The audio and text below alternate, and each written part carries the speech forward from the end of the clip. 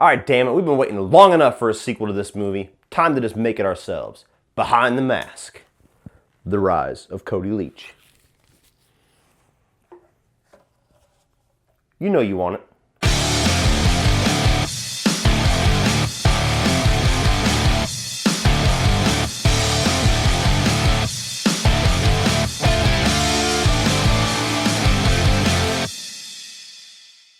Well, welcome everybody to my second officially sponsored review. This review is sponsored by the good people over at Shudder. If you're unfamiliar with Shudder, I don't know why, but Shudder is basically your ultimate destination for streaming if you are a fan of horror, thrillers, or suspense movies. The Shudder library consists of titles that you will not find streaming anywhere else for everyone from the casual up-and-coming fan to the hardcore horror fanatic. And coming later on this month, Channel Zero, the new show that they are going to be premiering only on Shudder, starts August 9th, and the season 2 will follow later on in September. So definitely join now so you can check out this creepypasta-inspired anthology series. And for those of you guys that are interested, which should be all of you, you can get a 7-day free trial right when you go to the Shudder website, or an even sweeter deal, you can look down in the video description below and get my exclusive Cody Leach Shudder 30-day trial code. So use my code down below, people. Be smart. Check out this service. If you're a fan of streaming movies, if you're a horror fanatic, there's no better place to go. And I'll go ahead and recommend two that I found on here that I have not seen on any other streaming service that I'm huge fans of, and that's Stir of Echoes, a little nice ghost thriller paranormal movie starring Kevin Bacon, and John Carpenter's Vampires, which was my number 5 on my top 5 John Carpenter films. So check those movies out, guys, and be sure to use that promo code down below. Be smart. Let me hook you up. But moving on to the meat of this review, talking about a movie that you will also find on the Shudder app, which is the reason why I chose it for this sponsored review. And to kill two birds with one stone, it's also a patron request by Kyle Winfrey. That is Behind the Mask, The Rise of Leslie Vernon. You know what the review's about. You clicked on the damn thing. Behind the Mask, I will say this right away. If you are a fan of slasher movies, especially the 80s slashers, the golden age of slashers, this movie is a must watch. So stop immediately after this review and go on to Shudder, check this movie out. So Behind the Mask, The Rise of Leslie Vernon is a mockumentary telling the story of a documentary crew following along with this young up-and-coming serial killer as he sets up his upcoming night of carnage. So now that I've spoiled what kind of rating I'm going to give this movie, let's Tarantino that shit and go back to the beginning and find out how we arrived in the place we arrived at. Behind the Mask, the things that I liked about it. Like I was already saying, if you're a fan of slashers, this movie was made for you. Essentially, this is a mockumentary and a parody of slasher films. You got a world where it's introduced right in the beginning that Freddy, Jason, and Michael are all real-life situations, real serial killers that plagued Springfield, Haddonfield, and Crystal Lake. So we are living in a world where slasher horror icons were real serial killers. And now you have this guy, this young up-and-comer named Leslie Vernon, who is trying to take the mantle and be the new horror icon. So he hires this little documentary crew to follow him around, see exactly how he sets up his kills, and to basically help him along the way as he sets up this big night of carnage for your third act. And all the while, they don't believe it's real. There are 11 exits from the first floor and another 8 or 9 that might be manageable from the second floor. You want to eliminate as many as you can from being practical. So I've discreetly nailed them all shut. Don't they just smash them out? You'd think so, but you'd be surprised. No. And I love the way that it pokes fun at all of the cliches and the tropes of that genre. Basically every single thing that is a cliche or a trope, they acknowledge it here. Leslie Vernon tells you exactly how he sets this up. Like the whole thing about everybody always runs away and somehow the serial killer's always right on their ass even though it looks like they're barely even running at all. One of the best lines of the movie. You have no idea how much cardio I have to do. It's ridiculous. There's that whole thing of making it look like you're walking, and everybody else is running their asses off.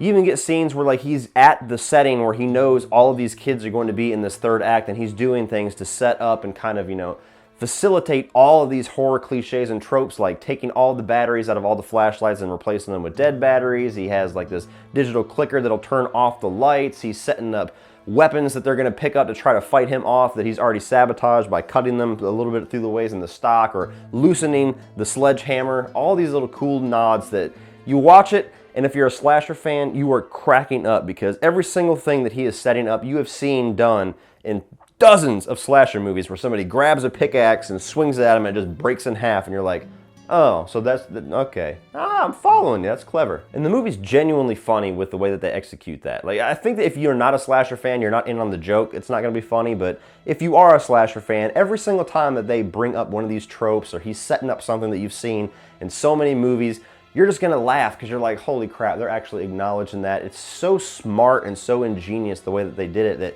it actually blows my mind how underseen this movie is. I knew nothing about this thing until the Shout Factory release came out, or Scream Factory. Bought it on a whim, watched it again on Shudder, and I'm like, I gotta review this thing. People need to hear about Behind the Mask. Another great thing is the characters. Of course, the character of Leslie Vernon, the titular character, very cool guy because he's just kind of like this goofy guy that you would never expect to be a serial killer. He has this kind of jovial thing about him where he's just laughing and carrying on, and even when he's setting up things that in his mind is going to end up leading to somebody's death, he's like, guys, look how cool this is. And that's part of the reason why this mockumentary crew, which are another really good set of characters, just doesn't really take this seriously at all. They pretty much think that this guy's nuts, but they're just gonna film it as just something to have really cool footage or something interesting to play on these serial killers that have been out there like Freddy, Michael, and Jason.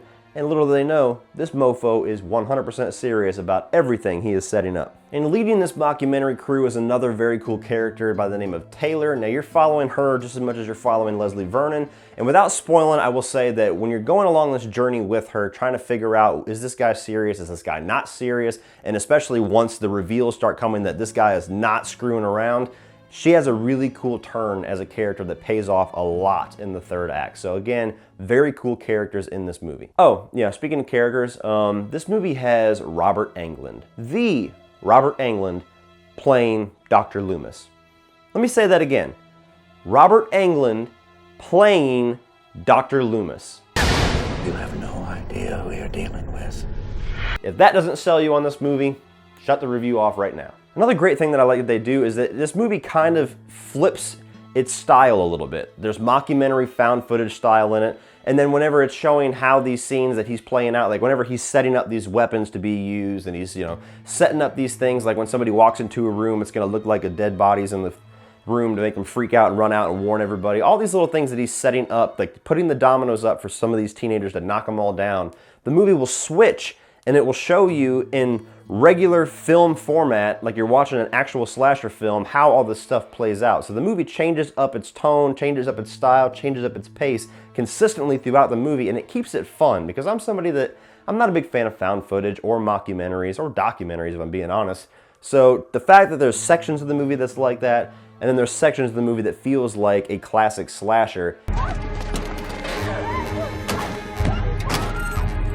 Fucking stop. Fucking stop, man.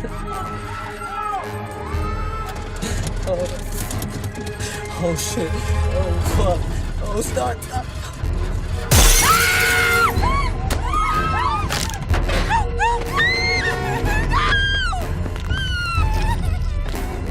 It just changes it up enough and gives everybody enough to grab onto where you're gonna please a lot of different fans with a lot of different tastes. And aside from all those direct nods and direct references and tackling these tropes and these cliches head on, there's also some really nice subtle background Easter eggs for fans of the genre that is really cool to check out because you could watch this movie probably 3 or 4 times and not see all of them because they're so sprinkled in the background and they're so subtle the way that they execute them, like musical cues from the Stanley Kubrick's The Shining. You'll see girls jump roping in white dresses in one scene where you're like, Nightmare on Elm Street. There's also stuff like you have Kane Hodder playing a cameo in a scene that's really cool that I won't spoil. Like there's little tiny subtle things in there where throughout the whole movie, if you're a fan, again, fans of the genre, this is made for you, you're gonna say, oh my God, oh that's badass, oh that's cool. And it's just like this huge gift basket for fans of the genre and this huge basket of goodies saying, find all of them. Now, while I really do enjoy this movie and I do think it's a must watch, there are a few things I think could have been done better. Namely is the gore and the kills. This movie has a lot of cutaway kills and a lot of off-screen kills. There's really only one kill that actually shows gore involving a post hole digger, which is a pretty cool kill, but when you have a movie that is just bathed in 80s slasher references and it's tackling the genre head on, it's a little disappointing for a fan of that genre that there's not a lot of really cool, creative, and disgusting kills to go along the way. I mean, it's still a fun movie and they still execute it great for what they're going for, but as a slasher fan, that kind of was an itch that it left me not being scratched. I was like, come on, you could have thrown in a couple of kills there. And honestly, that's pretty much the only negative that I have in this movie, guys. That's the one thing that I would have put in that would have made this a perfect film in my eyes. The rest of it had a damn good time with it. So absolutely check this thing out, please. So for all you slasher fanatics out there, get your popcorn and your Coke ready because this is going to be one hell of a treat for you. Check this thing out on Shudder using my promo link so you can check this thing out as well as all the other really cool titles. And after that, definitely add this thing to your collection. The Scream Factory release is great, so go out and buy it. So what do you guys think of Behind the Mask, The Rise of Leslie Vernon? Are you a fan of this? Do you feel like it was a little bit too soft as far as the kills? Did the mockumentary found footage stuff get in the way? How do you feel about this movie? What'd you like, what'd you hate? Put that all down in the video description below, guys, and we will talk about it. As far as everything else down in the video description below, like I've mentioned numerous times, please check out my promo code for Shudder to get a 30-day free trial. For social media links, you can check down below for Facebook, Instagram, Twitter, Spreadshirt for Cody Leach t-shirts and other merchandise, as well as my Patreon page, a great way to give back to this channel and help it grow and get cool exclusive content for your eyes only, such as Blu-ray digital copy codes that I give away to my patrons, and the ability to do a requested review like this one, like the good Kyle Winfrey, one of my awesome patrons, has already done.